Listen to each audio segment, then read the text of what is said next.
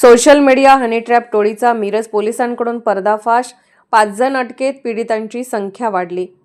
Social मीडियावर मैत्रीचे आमिष दाखवून तरुणांना प्रेमाच्या जाळ्यात ओढून लुटणाऱ्या हनी ट्रॅप टोळीचा मिरज शहर पोलिसांनी पर्दाफाश केला आहे।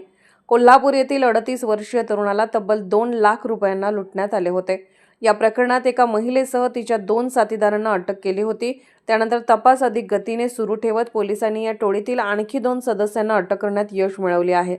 प्राथमिक तक्रारीनुसार शहर पोलीस निरीक्षक किरण चौगले यांनी निर्भीडपणे पुढे येण्याचे आवाहन केले होते।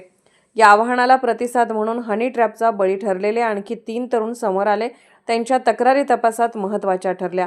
या तक्रारीनुसार एका पीडिताकडून रुपये 3,500, दुसऱ्याकडून 20,000, तिसऱ्याकडून तब्बल 2 लाख अशी पैशांची लूट झाल्याचे स्पष्ट झाले आहे। या गुन्ह्यातील मुख्य सूत्रधार महिला तसेच तिचे साथीदार समीर अकबर कच्ची आणि रशीद हरून शेख यांना पोलिसांनी पूर्वीच अटक केली होती। तपासाचा धागा पकडत पोलिसांनी या टोळीतील उर्वरित 2 आरोपी मोहसिन सलीम शेख आणि फिरोज बाबू मुल्ला यांना सापळा रचून ताब्यात घेतले। अटक करण्यात आलेल्या 3 आरोपीसह एकूण 5 जणांना न्यायालयात हजर केले असता न्यायालयाने त्यांना 2 दिवसांची पोलीस कोठडी मंजूर केली आहे।